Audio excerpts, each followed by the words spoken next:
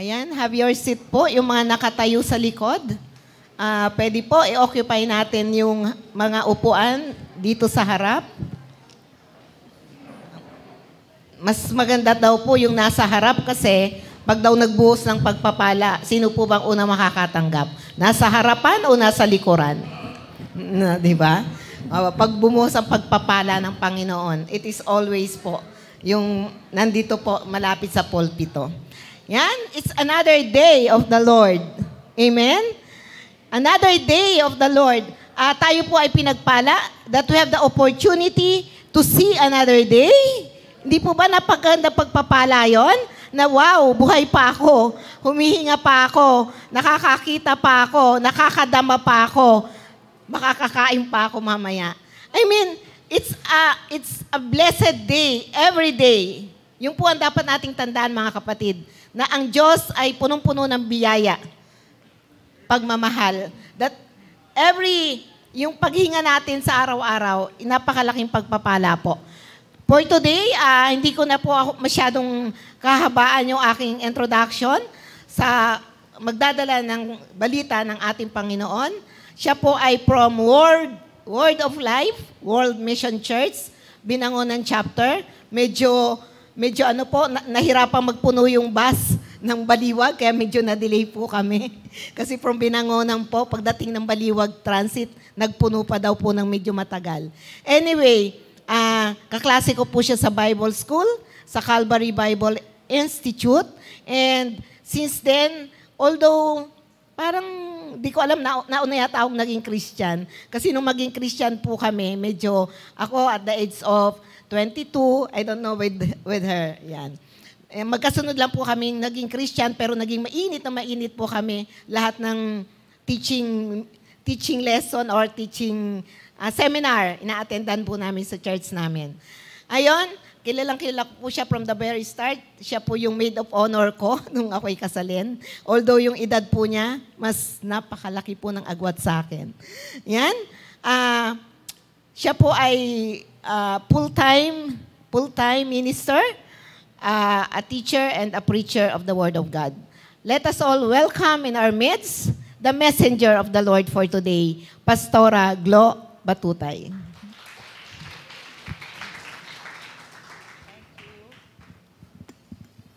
Thank you, Pastora Joy. Actually, Pastora Joy is one of my best friend. Okay, magandang umaga po sa inyong lahat. Alam niyo po, napakalakas po ng anointing. Kung naramdaman po ninyo kung paano talaga gumalaw at kumilos ang Panginoon sa ating worship. Hindi na po ako magmemensahe. Kasi meron na po siyang word na binigay sa puso natin. Amen po ba? Alam niyo po, tamang-tama po yung, Lord, I offer you my life. Lord, I offer you my days. Dito sa ating mapapakinggang mensahe ng Panginoon. Alam niyo po, ang month of October ay month of the Pastor's Day. Happy Pastor's Day po sa lahat ng mga pastors, teacher, mga principal. Alam ko, first week ng October, sineselebrate ang Teacher's Day. Happy Teacher's Day. Late na, no? Pero the whole month of October, sineselebrate po ang Pastor's Month. Ayan po. So, lagi ko pong sinasabi sa inyo, lahat po ng tumatayo dito, guest speaker nyo man yan, or yung mga head pastors nyo, always remember the word of the Lord is the word of encouragement. Na-encourage po tayo, kaya napakahalaga po na nagpupunta po tayo sa church. Some people, di ba? Bakit sinasabi nilang pupunta pa ako ng church? Yung puso ko naman nasa Panginoon. Pero iba pa rin po yung napapakinggan natin. Iba pa rin po yung powerful na nare-receive natin yung testimony from other people, from other Christians po na napapakinggan po natin, lalo po tayo nagiging on fire. Amen? Ang ganda po nung ninyo, no? O, yan po yung signs of fire. Yung nasa gitna po natin. So, ang topic po natin ngayon ay power of commitment. Sino na po nakarinig ng power of commitment?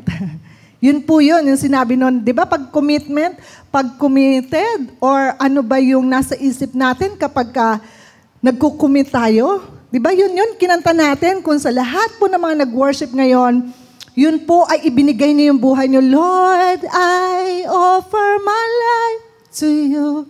Diba? Lord, I offer my days to you. Kinukumit mo yung buhay mo, yung puso mo para sa Panginoon. Amen? So ano po ba itong power of commitment? Ay, umpisahan po natin. Bago ko po umpisahan, tayo po'y manalangin. Panginoong Jesus, marami pong salamat sa umaga pong ito, O Diyos. Tunay nga, Panginoon, napakasarap sa iyong presensya. Ikaw po ang kumilos, ikaw po ang gumalaw, ikaw po ang nagbigay ng mensahe sa bawat isa po sa amin. Salamat po, O Diyos, sa kalakasan. Salamat po, O Diyos, sa pagpapala, Panginoon. At salamat po, Panginoon, sa aming mapapakinggan na mensahe mo. Tunay nga, Panginoon, na ako'y gagamitin mo lamang. At ako'y nakatago sa iyong likuran, Panginoon. At ikaw po ang siyang makikita ang kapangyarihan mo, Panginoon. Marami pong salamat sa pangalan ni Jesus. Amen, amen. Amen. Palakpakan po natin ang Panginoon. Hallelujah. Sabi po dito sa power of commitment sa 1 King 8:61. And may your hearts be fully committed to the Lord our God, to live by His decrees and obey His commands as at this time. Ayan. So, ito po yung panalangin ni Solomon. Kaya po nag-encourage si Solomon na be fully committed. Dahil po yung time na yun, sa pamamagitan ng panalangin, na itayo po ang kanilang templo. Kaya po ito ay naibigay din sa akin ng Panginoon yung 1 King 8:61. Ito po yung naitayo ang aming panambahan sa Binangonan. Bunga po iyon ng panalangin. Imagine niyo po, kung yung isang youth namin ay ipinanganak po siya ng 21 years old na po siya ngayon eh. Ganun na rin po yung church namin na 21 years old. Pero ang church po namin na i-build siya, 3 years pa lang po ngayong year 2024. Imagine, sa 3 years po na yun, na itayo ang church namin, time of pandemic. Diba, ang tagal namin nananalangin kasi yung time po na yun, pumupunta po kami sa lugar na yon, nagba-Bible study kami, nag-start po kami sa mga bata. Pagpunta po namin doon, syempre, parang fellowship, ganyan, Bible study, umuupo po kami sa mga bato. Ngayon po, syempre, dumadami na po kami, nagpipray po kami ng church, no? Nag-offer po sila, dito po kayo sa bahay, dito po kayo pumunta sa bahay namin, alternate, then magdadala na lang po kami ng merienda. After po noon, pumunta po kami dun sa isang lugar, in-offer niya po yung bahay na ipagawa namin, siguro mga 20 square meter, kasi laki lang ng mga, maliit lang po siya, 20 katao lang yung kakasya. Pero po, pwedeng pag marami kami, mga nakatayo kami. No? Tapos po dumating po yon hanggang Sunday na nag-service po kami, and then nag-pray po kami ng, ang tagal na po noon, siguro mga 17 years. Sabi natin, mag-pray tayo. Pandemic yun yung time na nagpipray kami na nagpipray. Tapos dumating yung time na may nag-offer, o bumili kayo ng bubong, o bumili kayo ng hollow blocks. May mga nag-offer ng gano'n hanggang sa na-build po siya. Pero po, nabilib po ako sa Panginoon. Kasi yung time po na yun, time of pandemic. Siyempre, maraming nawala ng trabaho, pero maraming na mga nag-donate. Yun po ito yun. Sabi po ni Solomon is, be fully committed to the Lord.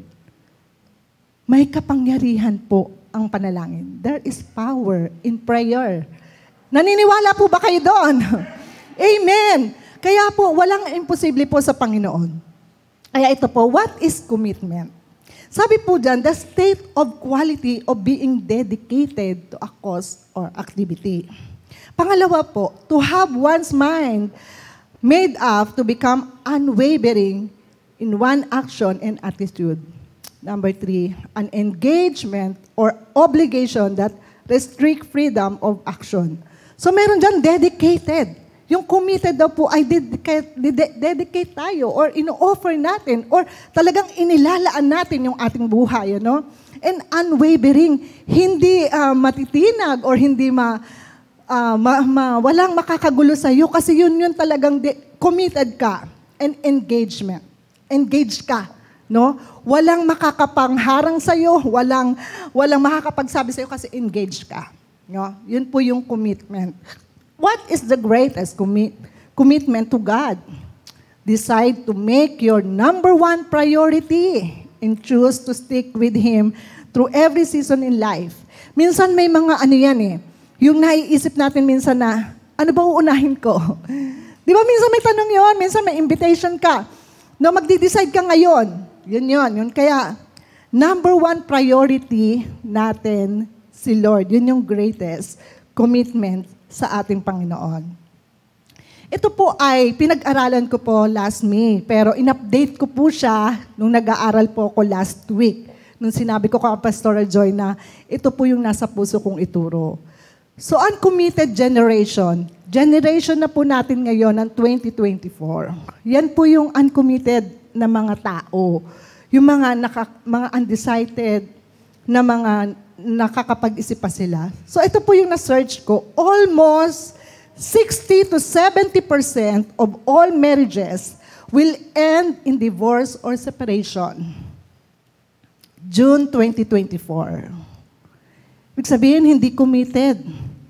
Hindi, kulang sa commitment. No? Yung sabi po dito, 60 to 70% yung marriage na maraming nagsiseparate, no? Baka yung iba dyan natatakot na mag-asawa kasi baka mag-separate. So the population of children and youth of the school are 11 million. No? Na ito naman daw po yung mga kabataan, no, na hindi na sila nagko-commit sa school. Wala nang, parang ayaw na nilang magkaroon ng future. Parang nagde-decide na sila na wag na lang. Okay na ako sa ganito, di ba? Pero hindi lang dahil sa kahirapan eh. Nagiging desisyon, no, ng mga generation ngayon. Kasi mas, na sila sa gadget, yung parang, na sila, kontento na sila sa ganon. Kahit anong pilit ng magulang, ayan po ay 11 million. Kasama na po dyan ang poor of the poorest. And ito po yung medyo na ang puso ko dito eh. Yung over 1,500 pastors left the ministry. No, every month. Ito po ay, itong June 2024 po yung update nito. Almost 42% of pastors. Nakakalungkot, diba? Dahil ba saan? Sa pinupush na wala ng kakainin or kulang sa pananampalataya. So March 2022 to June 2024 po yan, yung mga pastors na nagle-left ng ministry. And next po, over 1 million people every year left the church. Ito po yung minsan nananawa na, no? Parang ayaw na, yun at yun pa rin, di ba? Pero hindi po nila alam na every Sunday, iba po yung kapangyarihan ng Panginoon. As long na lumalalim, as long na tumatagal ka sa pag-a-attend, iba pa rin yung presensya ng Panginoon. Hindi yun parehas nung last Sunday. Imagine nyo last Sunday, ganito ba yung naramdaman ninyo?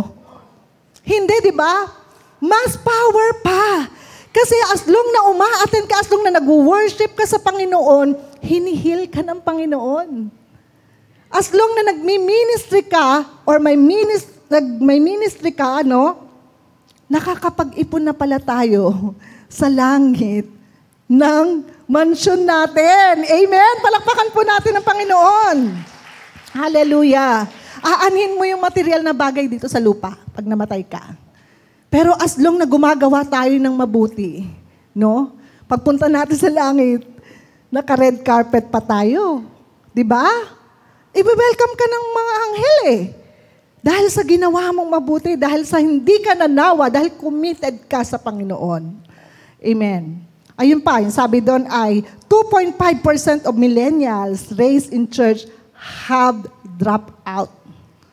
No, committed na sila sa una eh. On fire na sila eh. Di ba? Maraming mga ganyan, lalo na pag nagka-camp. Yung iba, Zambales, pag nagka-camp yan, grabe, ano? Ngayon po kasi, nasasama namin yung ibang youth, mga kabataan dyan.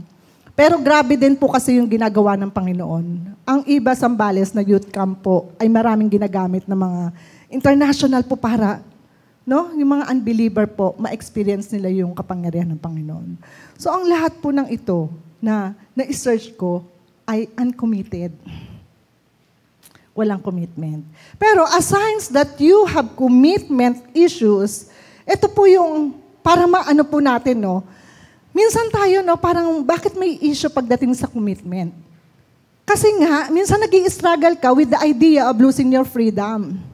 Parang iniisip mo, kapag nag-commit ka sa isang ministry, no, matatali ka na doon. Pero ako, based on my experience, and tested and proven ko, 22 years ako in the company, pero nagawa akong mag-minister. Nagbi-ministry po ako. No? Sabi nga po nung dating boss ko, kasi ako yung parang alalay niya or secretary niya, sabi niya, sir, dito muna po ako, mag-aaral lang ako. Ano na pinag-aaralan mo? Sabi niya, kasi magpipreach po ako bukas. Alam, bilib na bilib ako sa'yo, no? Kahit busy na tayo dito, kahit pressure na tayo, mga stress na tayo, nagagawa mo pang mag-aral para mag-preach. Kasi nga hindi hadlang eh. Kung iisipin natin, and then nilaan ko sa sarili ko na pag naglilib ako, it's a mission.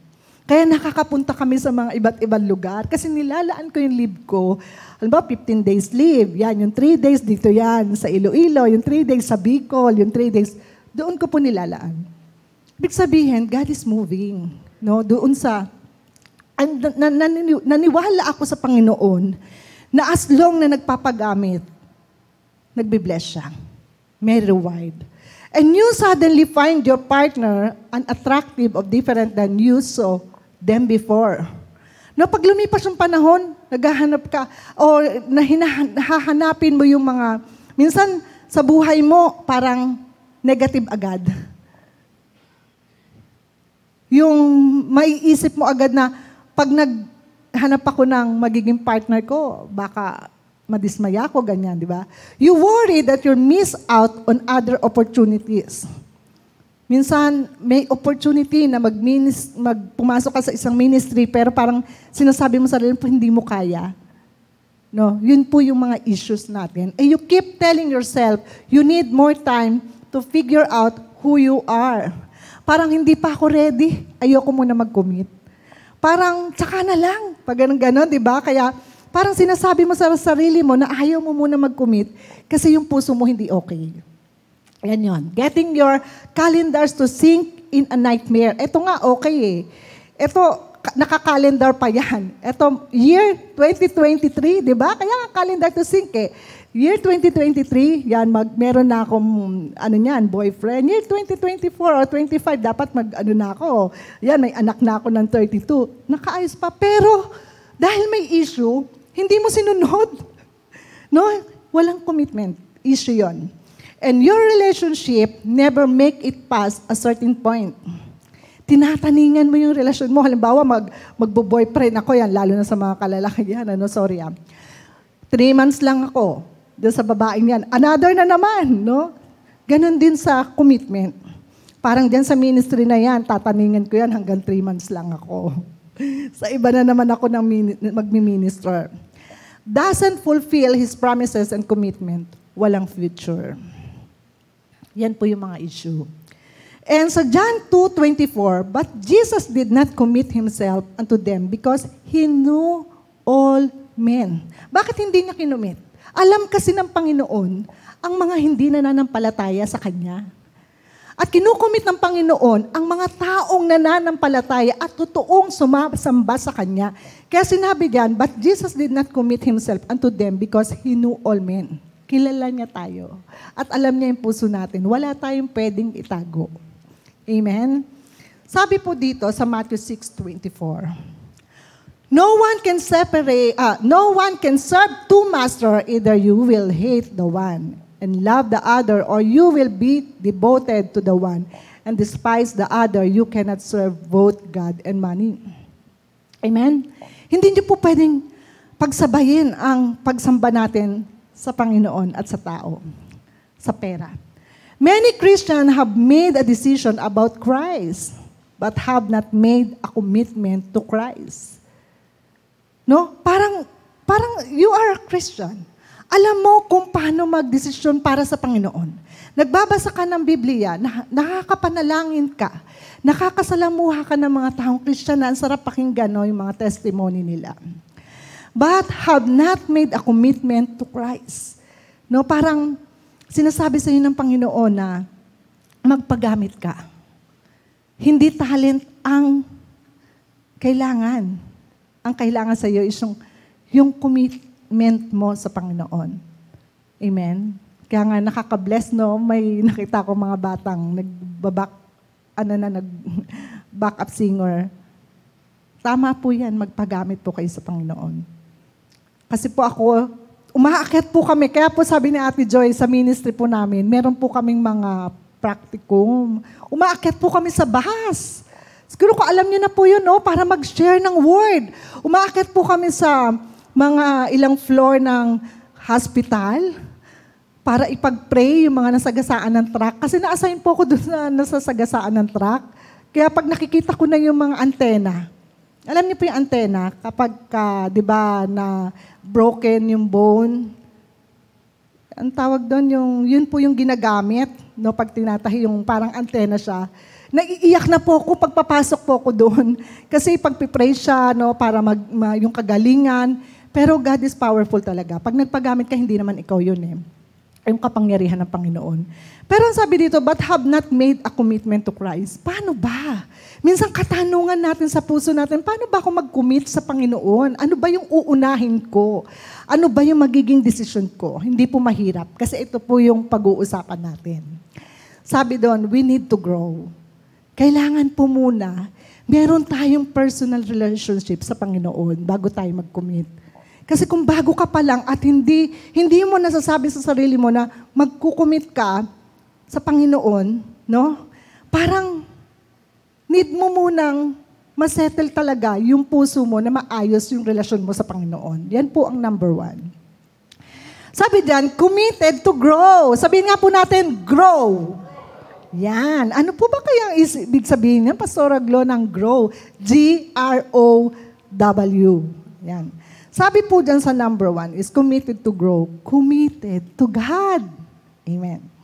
Sabi dyan, committed to God, Deuteronomy 6:5.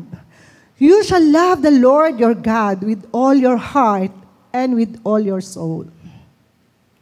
Diba? Kanina po, ang sarap din po, no? Sabi ni worship leader kanina ay, sabihin natin sa puso natin na mahal natin ang Panginoon.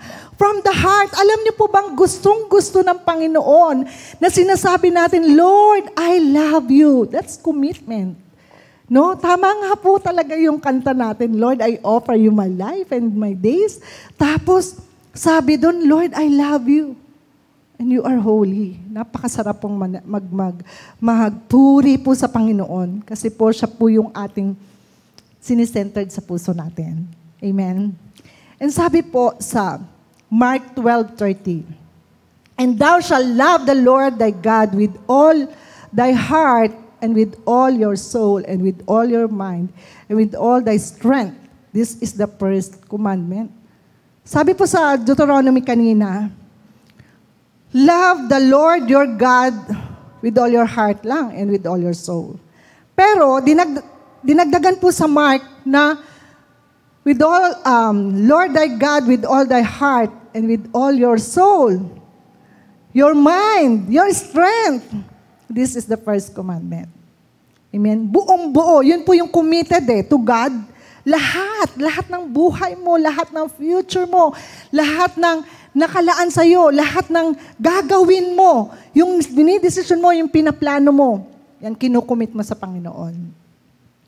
Be committed to a God who is absolutely committed to you. Diba? Totoo naman yan eh. Absolutely. Ang Panginoon po absolutely committed sa atin. Sabihin nga po natin, committed sa atin si Lord. Bakit? Kahit kasi pasaway tayo. Kahit kasi nagkukulang tayo, si Lord committed yan mag-provide. Committed yan mag-bless sa atin. Committed yan mag-prosper sa atin. At committed yan mag-protect sa atin. Naiisip niyo ba yon? Na kahit nasa sin tayo, kahit na may ginagawa tayo, kahit na may time sa puso natin na nagkulang ako, na hindi ako sumunod sa iyo, Panginoon, but then, God absolutely committed to bless you, to reward you. Amen? Hindi siya nagkukulang.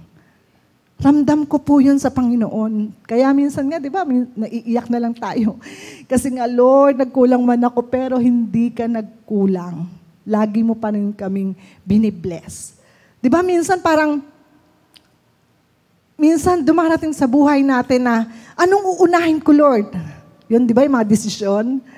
Magta-tithes ba ako ngayon or sa susunod na lang? Pero dumarating yung time na kahit hindi ka nag-tithes ngayon, si Lord provider pa rin. Nagpo-provide pa rin siya. Amen po ba?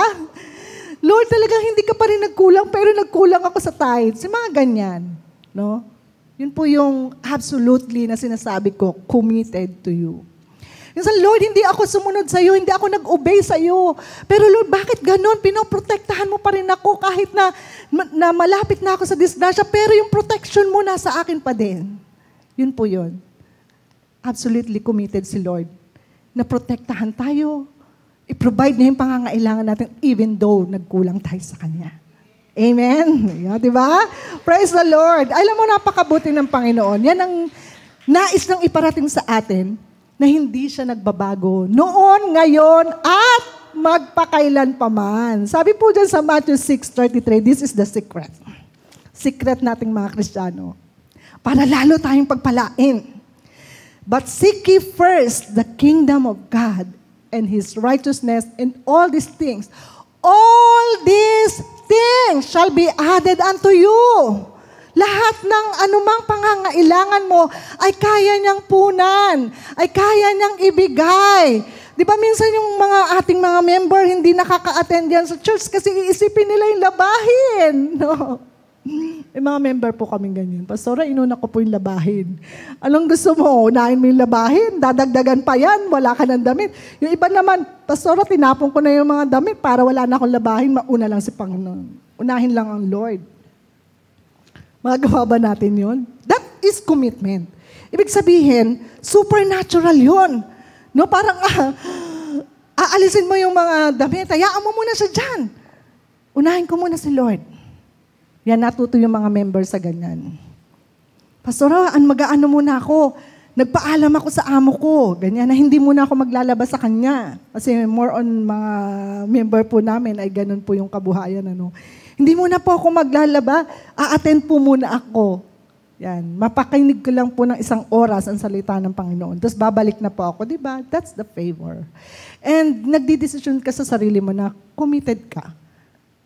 Yung commitment mo, para sa Panginoon. Hindi para sa pastor. Tatandaan niyo po yan.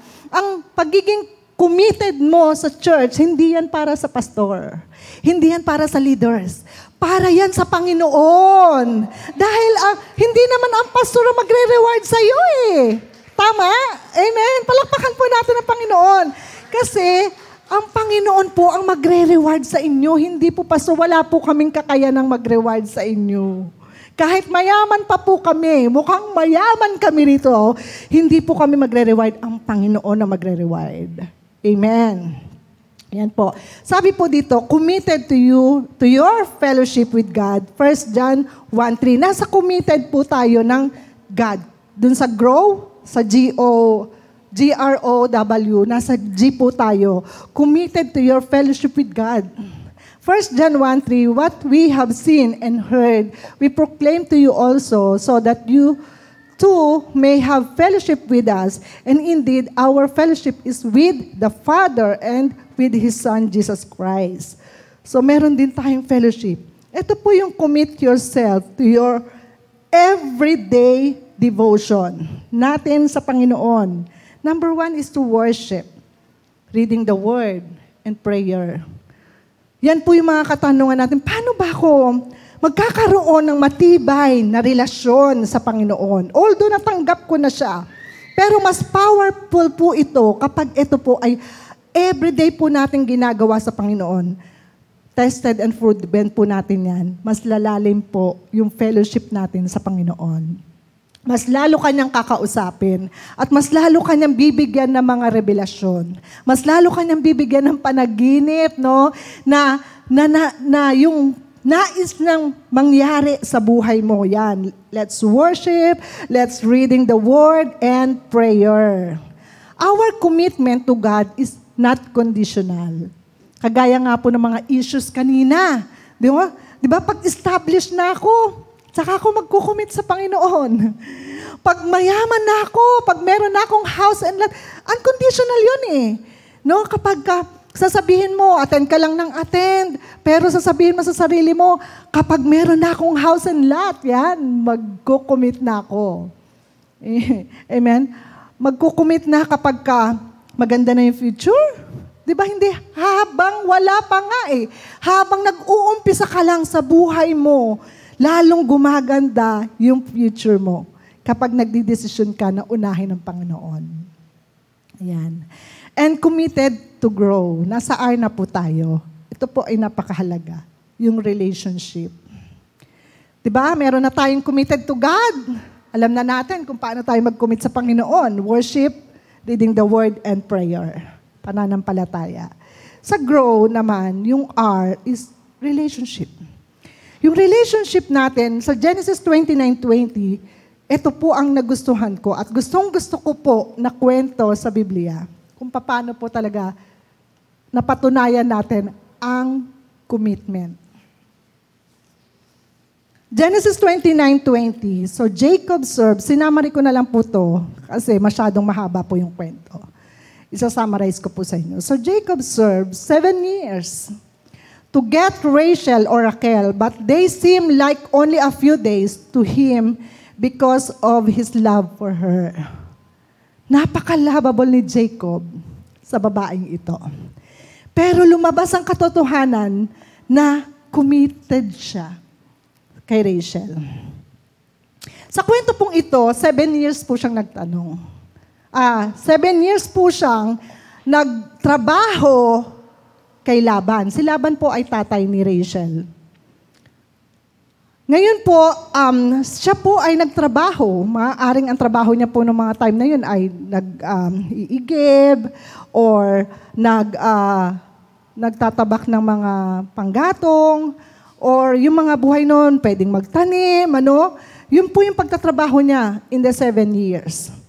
So sabi po dun sa kwento, na dalawa po ang anak ni Laban. Si Leah at saka si Rachel. Ngayon po, panganay po si Leah eh. Pero si Jacob po, mahal na mahal niya po si Rachel. Kaya nga po 7 years yung hinintay niya. No? Tapos ngayon, sabi niya, dumating na ang 7 years. Sabi ni Jacob, Ginoo, si Laban yun. Tapos na po ang 7 years, mapapasa akin na po si Rachel. Oo, maghahanda ako. Yan, magkakaroon tayo ng handaan para, dahil sa paghihintay mo, dahil sa paghihintay mo o commitment mo, no, na talagang ikaw ay naghintay ng 7 years, mapapasa iyo na. No, naghanda siya. Tapos ngayon, sa isang okasyon, binigay niya, sino ang binigay niya? Binigay niya si Leah. Ang panganay na kapatid. Ayan, mapapasa iyo na ang panganay na kapatid kasi ito ang aming katuruan. Ito ang aming tradisyon na dapat ang unang mag-aasawa ay panganay. So parang nadismaya ngayon si Jacob. Naghintay ako ng 7 years para kay Rachel na sobrang mahal na mahal ko siya. Tapos ibibigay sa akin ng kanyang panganay na anak na si Leah. Na-imagine niyo po yun, 7 years, napakatagal. Tapos ngayon, naghintay po siya ng 7 years, another 7 years. So ilan na po yun? 14 years ang paghihintay niya. And still, napunta sa kanya si Rachel. Nakuha niyo po yung pagiging commitment niya. Committed niya ni Jacob. Naghintay siya ng 7 years, nadismaya siya ng 7 years kasi si Leah ang ibinigay. Pero dahil sinabi niya, kung ayaw mo, another 7 years kang maghintay.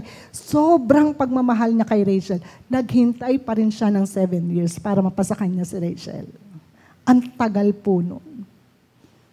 Yun po yung totoong committed siya. Amen? Napatunayan. And real committed is relationship can be seen by others. Nakikita ng ibang tao, ay grabe yan. Ay, grabe yan si kuya. Grabe yan si brother. Grabe yan si sister. Committed yan. Yun po yun. Nakikita ng ibang tao. I believe si Jacob, maraming nakapansin sa kanya. Naggrabe siya, no? Imagine 7 years. Another 7 years, 14 years siya naghintay. Sabi po sa Colossians 3:18-20, wives, ito naman po yung, una po yung relasyon po natin, no? Relationship. Kasi po ang relationship rin sa family eh. Committed tayo sa family. Wives, submit yourselves unto your own husband, as it is fit in the Lord. Husband, love your wives, and be not bitter against them. Children, obey your parents in all things, for this well, pleasing unto God. Sabi sa 1 John 4:20, whoever claims to you love God, yet hates a brother and sister is liar. For whoever does not love their brother and sister whom they have seen, cannot love God, whom they have not seen. So pagdating po sa relationship, ang commitment po natin dyan ay sa Panginoon, sa family, and to your brother. Diba yung relationship natin dapat okay. Kaya yung horizontal and vertical, okay yung relasyon mo sa Panginoon. Pag okay yung relasyon mo sa Panginoon, okay din yung relasyon mo sa tao. Okay din yung relasyon mo sa ministry. Kaya relationship, committed to God, committed to your family, committed to your brother and sister.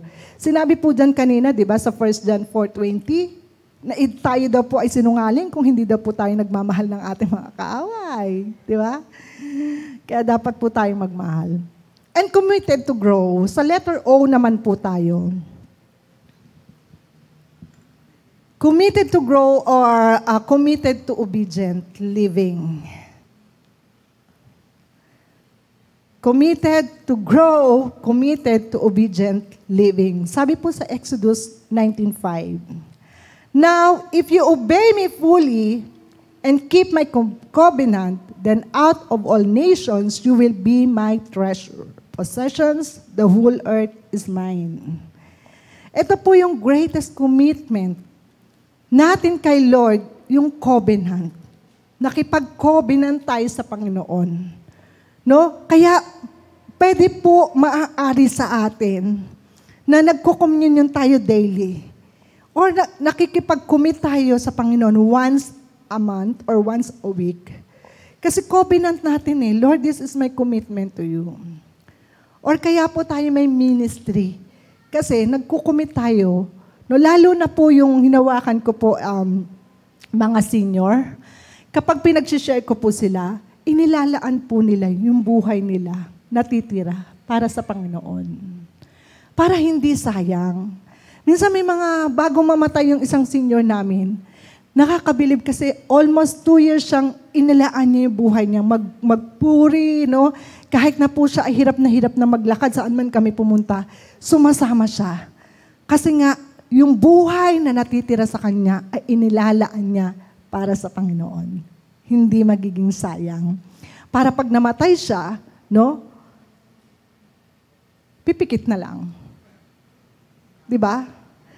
Kilala to ni Pastor Joy. Si Tatay Jess, namatay po siya, pumikit na lang.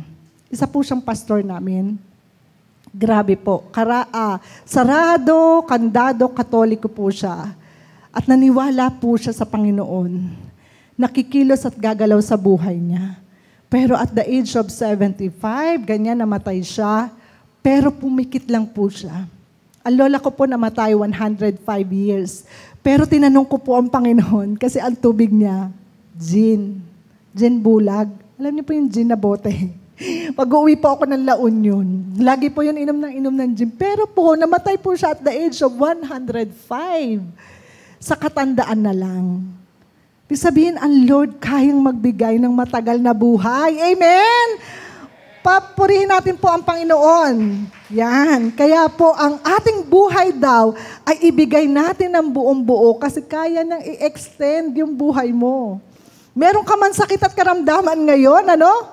Pero ang Panginoon, ano kasi yan eh?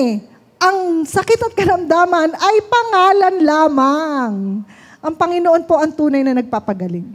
Yun po pala ang mga sikreto. Kaya po dapat po, alam niyo po, wag po tayong mabuhay ng ma-stress. Kahit may problema po tayo, ingiti lang po natin yan. Alam po natin yan. Si Doc Ong nga, di ba? Willie Ong. Mayaman na siya eh. Marami siyang pera. Ano ang nag-trigger sa kanya? Stress? Basher? Tawanan mo lang yung mga basher mo. Di ba? Marami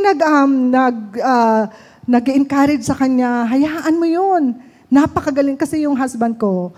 Ano siya gustong-gusto niya si Doc Ong. Kasi pagka nag-a-advise siya about healthy living, totoo po, yung mga kinakain at the age of ganito, no? Pero nag-comment siya, wag mong isipin yun. Napakagaling mong doktor para mag-advise. No, yun lang pala yung nagiging kalaban natin, yung stress.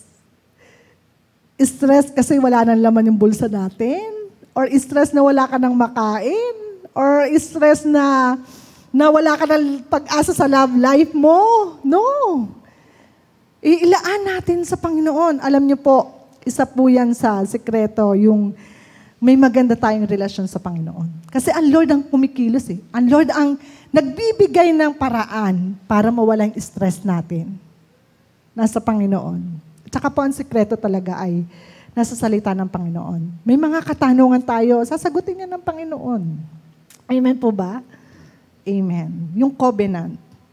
Yan po yun sa Exodus 19:5. Now, if you obey me fully and keep my covenant, nakikipag-covenant tayo lagi sa Panginoon. Then out of all nations, you will be my treasure possession. The whole earth is mine. Kaya nga, di ba sabi ko, walang taong magbibless sa inyo. Si Lord lang ang magbibigay ng reward sa atin. Amen. Amen po. And sabi po dyan sa John 14:15, if you love me, obey my commandments. Bakit ito sinabi ng Panginoon, if you love me, obey my commandments? Kasi sabi po dyan, sa Hebrew 13:17, obey your spiritual leaders. Kasi minsan parang mas magaling pa ako dyan sa leader na yan eh. Diba? Pero sinabi rito, biblical, sa Hebrew 13:17, obey your spiritual leaders and do what they say. Yung mga pinapayo nila sa'yo, nanggagaling sa Biblia, hindi ka mapapahamak. No? Their works is to watch over your soul and they are accountable to God. No? Yung mga pastors, kaya si Pastor Joe sabi niya, hindi nyo lang alam, every 3:00 ng madaling araw, lahat yan pinagpipray ko. Lahat ng mga leaders, lahat ng mga pastor, pinagpipray ko yan. Lahat ng mga children, lahat ng mga youth. Hanggang sa mga 2 oras na ako, napag-pray ko na lahat. Pinag-pray ko na yung mga anak-anakan, yung mga lugar at kapitbahay ninyo. Yun po kasi prayerful si Pastor Joe pa yung aming head pastor. And sabi diyan, give them reason to do this with joy and not with sorrow that would certainly not be for your benefit.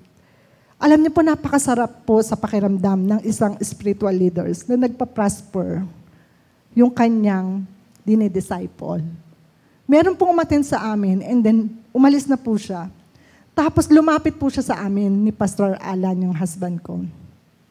Oh, ang tagal mong nawala. Ito po ay isang kabataan namin before. Si Juan. Sabi niya, Pastor, kumatok siya sa bahay. Uy, nagulat kami. Uy, naano ka? Kasi ang tagal 5 taon, tapos bigla siya nagpakita. Sabi niya, Pastor, alam niyo po ba, pumunta lang po ako dito kasi nasa, na po ako, Kainta, from Binangonan. Magpapasalamat lang po ako sa inyo kasi pastor na po ako ngayon. Wow, di ba? Napakasarap sa pakiramdam namin, no? Na hindi namin alam kung nasan ka na, ano ka na ngayon, pero babalitaan mo kami at sasabihin mong pastor ka na. Ang masarap dun, nagpasalamat siya at nakatatak sa isip niya kung sino yung nag-mentor sa kanya. Di ba? Ang sarap sa pakiramdam. Amen? Ayan. That would certainly not be for your benefit. Yun po yung pag-o-obey natin. And committed to grow, last po dyan ay committed to the work of the ministry. Ano ba yung ministry? Alam niyo po ba ang business ng Panginoon ay to share God's word. Yan po ang ginagawa ng Panginoon. Yan po ang tuwan-tuwa ang Diyos kapag nakikita tayo, nakakapag-share po tayo ng salita niya.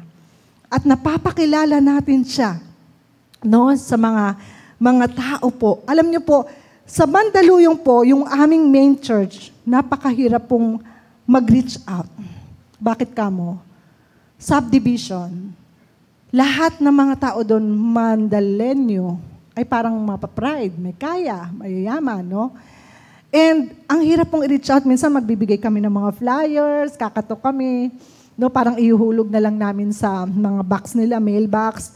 Tapos pag iikot kami, wala kami parang makikita, no? Parang walang ayaw nilang lumabas. Pero this time, nagdesisyon kami na magkakaroon kami ng free eye check-up and free eyeglasses for unlimited this coming Saturday sa Mandaluyong. Kung gusto niyo pong magpa-check up, free po yun. Kung gusto niyo magkaroon ng reading glasses, free po yun. Pwede po kayong pumunta sa Saturday.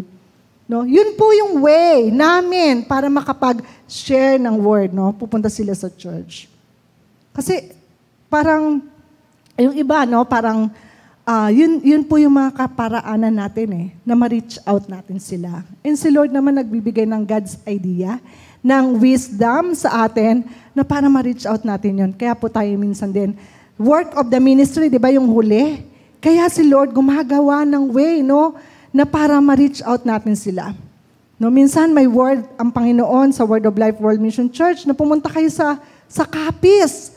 Kayo, pag pinapunta kayo sa Capiz, anong iisipin nyo? Kalahating katawan, lumilipad, ganyan. Ano yung isipin nyo? Pag ayoko dyan, pastor, hindi ako mag-mission dyan. Kasi dyan sa lugar na yan, marami daw mambabarang. Pero ang totoo po, wala. Galing po kami ng Capiz, wala. Mga mukha lang, pero hindi totoo. Hindi totoo yon. Talagang mabubuti silang tao. At wala naman po. No, meron man yon ay mga tinatawag po yung mga familiar spirit lang. Nanggagaya lang, mga hindi naman Kaya dapat uunahan mo yun, ilalabanan mo yun, no, para mawala yung mga espiritong ganon. Commit your work, sabi po sa Proverbs 16:3, commit your work to the Lord and your plans will be established. Alam niyo po, nung nag-work po ako before, na patunayan ko po sa sarili ko, nakakapagtrabaho po ako kahit walang boss. Pinatunayan ko po yan sa sarili ko, na kahit walang nakatingin sa akin, gagawin ko yung trabaho ko. At hindi ko mindset sa sarili ko na isa akong petics. Hindi po. Marami po akong co-manager na mga petics, na mga wala namang ginagawa, sayang yung pinapasweldo sa kanila, pero yung mindset ko, hindi po ganon. Kasi aanihin ko rin yun . Diba? Kaya talagang, kung ikaw ay committed sa trabaho mo, kaya tumagal po ako ng 22 years . Dahil sa pagiging committed ko sa kumpanya. Kilala po akong batutay, na eto yan magtrabaho. Eto ang legacy niyan. Dapat ganun po tayo. Kahit saan po tayo pumunta, makikilala tayo, ay, eto ang iniwanan niyan. Napaka-committed niyan. Makikilala kang, kahit nga po ako ngayon di ba? Ma'am, namimiss ka na namin. Wala na magpapasaya sa amin, wala na magpapatawa sa amin. No, parang ang sarap sa pakiramdam na ikaw ay may naiwanan sa kanilang legacy, na ikaw yun. No? Amen. Kaya po, dumating yung pandemic, kaya nag-decide po ako mag-resign. Because commit myself to the work of the Lord. Mag-work sa Panginoon. Kahit bigyan naman ako ng work ng Panginoon ngayon Diba? Hindi naman hadlang yun. Yun nga yung sinasabi ko sa inyo Kahit may mga work kayo, even si Pastor Joy. Pastora Joy, diba? Hanggang ngayon may work, pero grabe yung ministry. Grabe yung hinahandle. Hindi biro po yun. Pupunta ka sa bahay, pagod ka na. Parang, pero yun yung lakas mo, maipag-pray mo yung tao. Diba? Minsan yun yung magkukumit ka sa sarili mo Nasasabihin mo, Lord, hindi na kaya ng katawan ko. Pero yun pala, yun yung way na makakapagbigay sa'yo ng lakas. Kasi, nabigyan mo ng panalangin yung ka-sister mo, ka-brother mo. No, may time na ganon. Na minsan, ay mga kakilala natin, pa-pray naman. Kasi ang lakas mo kay Lord eh. Di ba? May mga nagsasabi sa atin yan, malakas ka kay Lord, ako mahina kay Lord eh. Kaya nagpapa-pray sila. Praise God. Kasi nakikita nila yung power. Kasi nga, there is power in prayer. Amen? There is power in prayer. Kaya po sa panalangin po natin, alam niyo po, nanalangin lang po kami. Nang patuloy na panalangin kahit may church po kami. May isang lumapit po sa amin, sabi niya, papagawan daw kami ng library. Kaya po ang church namin, punong-puno ng mga libro ng mga bata. Kaya yung mga bata, tuwan-tuwa sila, mga laruan, mga talagang library talaga, na walang library na mapupuntahan nila sa school. Kakaiba. Binigay po yun ng Panginoon. Meron nga po kaming library pero walang CR.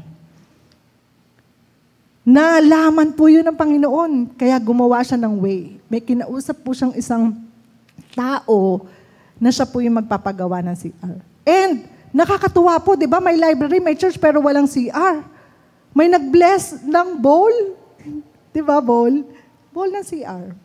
O ano na lang, shower. Praise the Lord. Yan po yung pag-work to the Lord. Merong answered.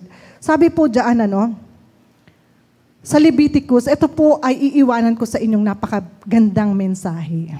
Sabi po dyan sa Leviticus 26:3-5. If you follow my decrees and are careful to obey my commands, sa 4, I will send you rain. Sabi dito, I will send you rain in its seasons. And the ground will yield its crops, and the trees their fruit. Sa 5 po, your threshing will continue until grape harvest, and the grape harvest will continue until planting. And you will eat all the food you want and live in safety in your land. Alam niyo po, ang sinasabi po ng Panginoon dito, if you careful to obey, mararanasan po natin yung harvest. Ano man yung ninanais ng puso mo at nais ng future mo, kaya niya pong ibigay yon. At ang maganda pa po sa sinabi dito, kahit hindi pa season ay kaya niyang ibigay. Ang tagal naman ng season, ng pag-aani, nagtanim na ako. Pero sabi ng Panginoon, if you obey my commands, ay kaya niyang ibigay yung reward mo on time. Na kahit hindi ka ready, kaya niyang ibigay. No? Amen.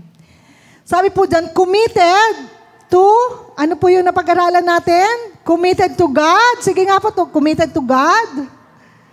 Ayan. Committed to, amen. Committed to, and committed to, amen. I believe meron kayong natutunan this morning, and I believe the Lord po ay nangungusap sa bawat isa sa atin. And sabi po dyan, yung una ko pong verse na binasa ay sa 1 King 8:61. Yun po ang beginning ng verse ko. Ito po ang huling verse ko rin. Sabi po dyan sa 1 King 8:61, and may your hearts be fully committed to the Lord our God, to live by His decrees and obey His commands as at this time. Pwede po ba akong mag-request na yung awiting, Lord, I offer you my life, kantahin po natin. Kasi ang Panginoon po, magmi-minister sa puso natin. Lord, I want to commit myself to you or myself to you. Lord, this time, all of my days, ay inilalaan ko para sa iyo. I-offer po natin. Fully i-offer po natin sa ating Panginoon. Yan po ang nais ng Panginoon sa puso natin. No? Ngayon po, yan po yun sa 1 King 8:61. Tested and proven po. Ano po yung mga bagay na pinapanalangin ninyo? Kaya po si Solomon ay nagbigay ng encouragement sa atin na be fully committed to the Lord our God. Kasi lahat ng ninanais ng puso mo ay kaya niyang tuparin, ay kaya niya pong ibigay. Maaari po bang lahat po tayo ay tumayo? At i-open po natin, buksan po natin yung ating puso sa Panginoon. Maaaring kinakausap po tayo ng ating Diyos, na ang sinasabi po ng ating Panginoon, be fully committed to me. Ang nais ko, anak, ay maging committed ka sa akin. Sa lahat ng bagay, nais kong marinig sa puso mo na ikaw ay tunay na mananampalataya at tunay na sasamba sa akin. Sige po, tayo po'y magbigay ng awitin sa Panginoon. At ito po'y gawin nating panalangin sa ating Diyos. Hallelujah. Lord, I offer my life to you. Everything I've been through, use it for your glory. Lord, I offer my days to you, lifting my praise to you as a pleasing sacrifice. Lord, I offer you my life.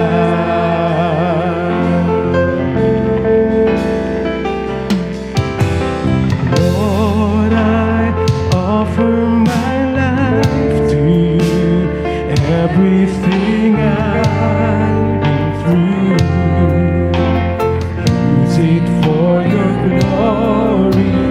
Lord, I offer my days to you, lifting my praise to you as a pleasing sacrifice. Lord, I offer you my life. Yes, Lord, this is our prayer to you, God. In the past, Yes, Lord. things yet unseen, Hallelujah. wishes and dreams that are yet to come true. All of my hopes, all of my plans, my heart and my hands are lifted to you. Lord, I offer my life to you, everything I've been through. Use it for your glory. Lord, I offer my days to you, lifting my praise to you as a pleasing sacrifice.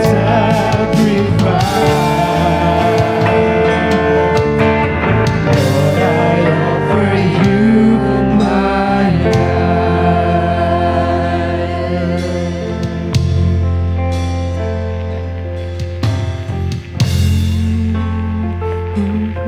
life to you, everything I've been through. Use it for your glory. Lord, I offer my days to you, lifting my praise to you as a pleasing sacrifice.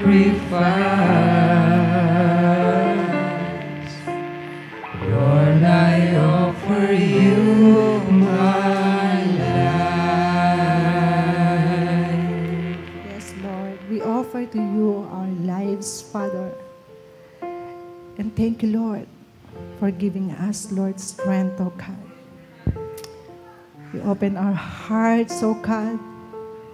And thank you for everything, oh God. We offer to you our lives, our days, oh God, our plans, Lord. And thank you, Jesus, for everything, oh God. maaaring sa aming pag-uwi, Panginoon, ay patuloy kang mangungusap, Panginoon, at patuloy kang magbibigay ng mensahe sa amin. Salamat po, O Diyos. Tunay nga, Panginoon, ang lahat ng ito, O Diyos, ay binabalik namin sa iyo nang may pasasalamat, nang may pananampalataya, at may pag-ibig sa iyo lamang, Panginoon, sa iyong pangalan, sa kataas-taasan. Purihin natin ang Panginoon. Hallelujah! Yes, we offer to you our lives, O God. We offer to you our days, O God. Yes, O Lord.